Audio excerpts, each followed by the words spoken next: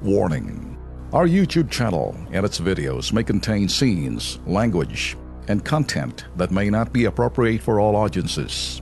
These videos include surveillance footage, undercover pursuit of suspects, actual police and rescue operations, and fearless confrontations.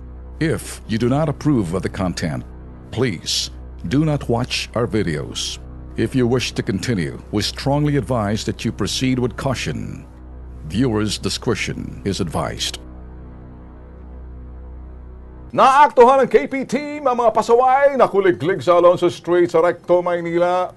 Eto hoy, may harang na nga nagagawa pa rin ng mga mag-counterflow. Sinasalubong ng mga kuliglig ang ibang mga motorista, ang mga traffic enforcers sa lugar, missing in action.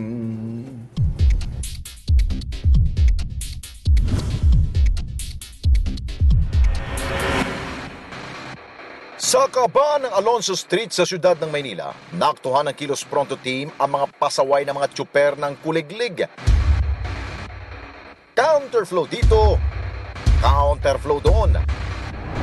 Ang mga kolokoy walang pakialam sa kanilang mga masasalubong ng mga sasakyan.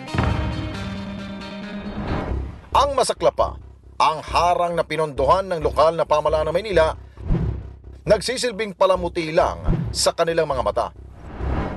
Ang isang tsuper ng kuliglig, kapalmoks, nagawa pang sumenya sa KP team at pilit kaming pinalilipat sa kabilang lane. Nang hindi umubra ang pagkasiga niya, wala rin siya magawa kundi lumipat sa kabilang lane ng kalsada. Ang mga nasa likod naman niyang kuliglig, nagsunura na rin sa kanya.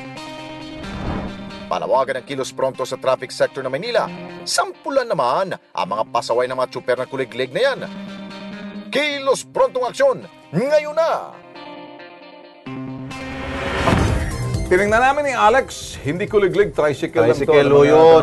Ang kuliglig, yung po yung ginagamit sa sakahan, yung yun. ganon, di makina ano. O kung minsan may kuliglig sa Quezon City, yung mga malalaki, nilalagyan ng mga gulay, mahaba talaga. Kung minsan lalagyan ng mga baboy, pero yun ay tricycle. Tricycle yun. Talagang minsan, ilan pong mga tricycle driver, mga abusado talaga. Porket maliliit sila, kaya nilang mag-counterflow. Oy. Mga bully na kuliglig. Bully na mga tricycle.